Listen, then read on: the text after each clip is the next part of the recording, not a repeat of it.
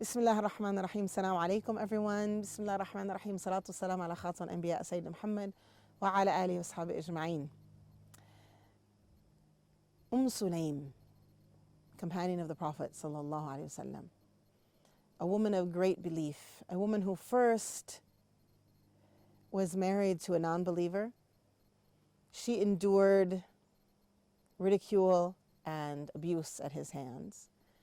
He died, and she held on to her faith for many, many years. She was alone as a single mother. And the Prophet ﷺ used to visit her in her home. That's for another story at another time.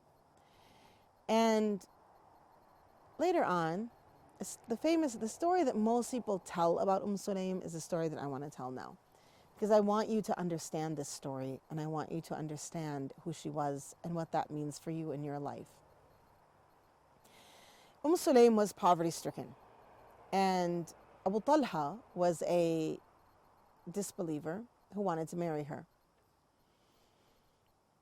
He asked for her hand in marriage, and she said no, even though he was a good catch.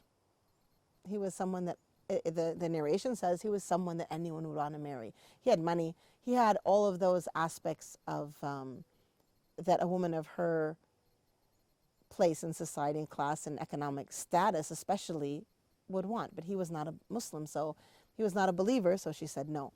He came back again, and she said to him, a woman like me does not marry a man like you. I'm a believer. The confidence in who she was. She said to him, he offered her a large marriage gift. And she said to him, if you give me your Islam, if you become a Muslim, this is all that I want. Now, this story is often told from the pulpits at khutbahs as though what was great about this was that Sulaim gave up money. This is not about a woman giving up her mahr. Islam has provided this amazing economic system where the mahr provides financial independence for women. This is about a woman understanding what it means to be a convert. Abu Talha became a Muslim, and they got married. And she nurtured his aqeedah. She nurtured it. She cared for it. She recognized the responsibility of caring for a convert. Now, you can answer me and say, well, everyone was a convert, but their conversion that was early had an understanding and a growth with the Prophet ﷺ, and by this time they had grown older in their faith. Here was someone who was new in his faith. They had a son, and their son became ill, and this is a much longer story, and I suggest that you go and look it up. I just want to touch on one point of it. Their son became ill, and the famous story is that Abu Talha came home one day.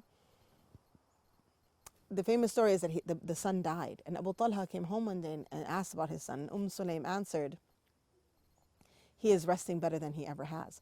Now, people talk about this story, and when they talk about it, it really, I think, feels to most people very callous.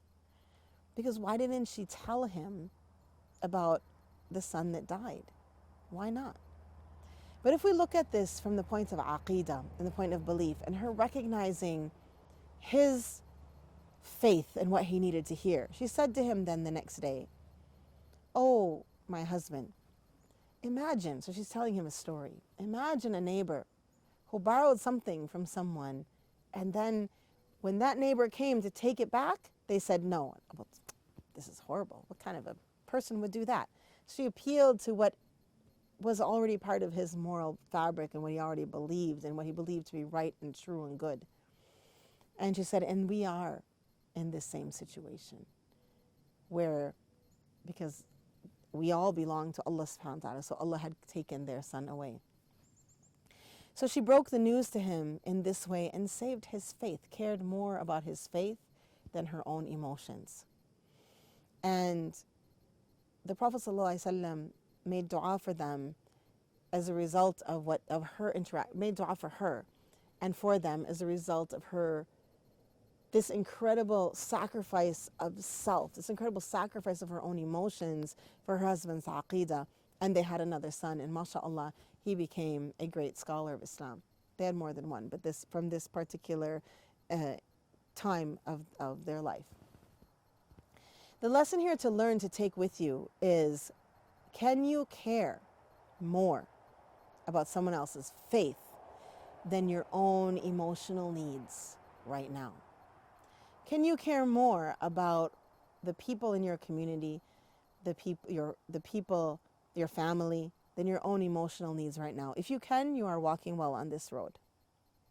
You are advancing. If not, that's something to work on. To be able to put aside your own emotional needs for the aqidah, for the belief needs of your friends, of your family, of people in your community. So I leave that with you to think about. Can I care more about the aqidah needs of the people in my community than my own emotional needs? And if I can, what am I doing about that? Sallallahu ala Sayyidina Muhammad.